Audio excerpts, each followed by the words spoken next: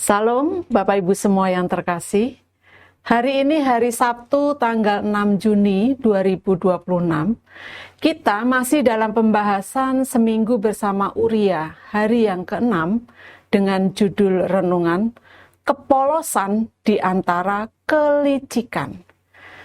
Firman Tuhan kami ambil dari kitab 2 Samuel pasal yang ke-11 ayat yang ke-23 sampai dengan ayat yang ke-24. Demikian bunyi firman Tuhan.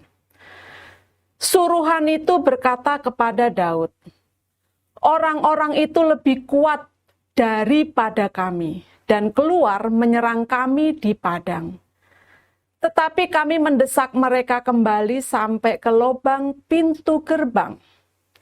Pada waktu itu pemanah-pemanah menembak kepada hamba-hambamu dari atas tembok, sehingga beberapa dari hamba raja mati. Juga hambamu Uria, orang Het itu sudah mati." Kepolosan artinya kesederhanaan dalam sikap dan tingkah laku, dan kejujuran dalam pikiran, hati, dan sebagainya. Kepolosan tidak hanya dimiliki oleh anak kecil, tetapi orang dewasa pun seharusnya memiliki kepolosan. Sebab kepolosan bukan hal yang hina atau negatif. Uria adalah orang yang polos. Sayangnya, dia berada di antara orang-orang licik. Kelicikan Daud. Sekalipun dalam keseluruhan hidupnya, Daud dianggap sebagai orang baik. Tetapi dalam kisah kejatuhannya ini, Daud menunjukkan diri sebagai orang yang licik. Kelicikan Daud pertama terlihat dari dia memanfaatkan kesempatan untuk memuaskan nafsunya kepada Batseba. Sepertinya Daud tahu bahwa Batseba sedang sendirian, karena sebelumnya dia bertanya tentang suami Batseba. Uria, yang adalah suami Batseba, sedang bersama Yoab dan pasukan Israel di medan perang. Dan Daud memanfaatkan kesendirian Batseba itu untuk memuaskan nafsunya. Yang kedua, kelicikan Daud terlihat ketika dia hendak menutupi perbuatan dosanya. Sangat masuk akal dan kemungkinan besar berharap bisa berhasil. Caranya adalah memberi kesempatan kepada Uria untuk rehat dari perang dan menikmati kesenangan di rumah. Seandainya berhasil, maka kehamilan Batseba bisa dituduhkan kepada Uria.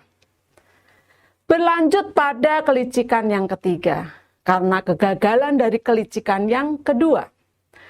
Kelicikan yang ketiga ini adalah pembunuhan berencana dengan memakai tangan musuh. Sehingga seandainya Uria terbunuh, Daud bisa lempar batu sembunyi tangan. Lihat jawaban Daud kepada utusan yang dikirim Yoab dari medan perang. "Beginilah kau katakan kepada Yoab, janganlah sebal hatimu karena perkara ini, sebab sudah biasa pedang makan orang ini atau orang itu. Sebab itu perhebatlah seranganmu terhadap kota itu dan runtuhkanlah itu.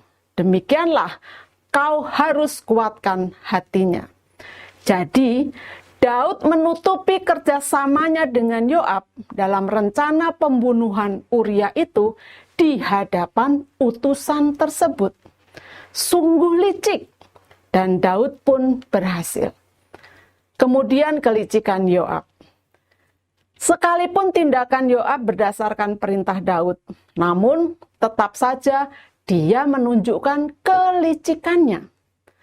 Dari sisi moral dan rohani, Yoab berbuat licik karena dia tahu bahwa perintah Daud bukan strategi militer yang wajar, melainkan rencana pembunuhan terselubung dan dia mau melakukannya.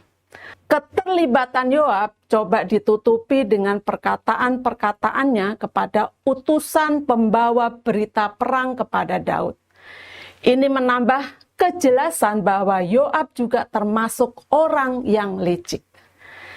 Kita memang harus bersikap polos, di mana hati, pikiran, perkataan, dan tingkah laku kita harus apa adanya. Namun, kadang kita tidak tahu sedang berada di lingkungan seperti apa. Bisa jadi kita berada di antara orang-orang yang licik. Oleh sebab itu, sangat penting bagi kita untuk menjaga hubungan pribadi dengan Tuhan. Tuhanlah yang tahu segalanya, dan Dia akan memberitahu situasi yang sedang kita hadapi. Kata-kata bijak. Tuhan mengizinkan kita untuk berada di lingkungan yang berbahaya supaya kita tetap menjalin persekutuan dengannya. Bapak Ibu, mari kita berdoa. Tuhan, hanya Engkau yang tahu hati dan rencana setiap orang.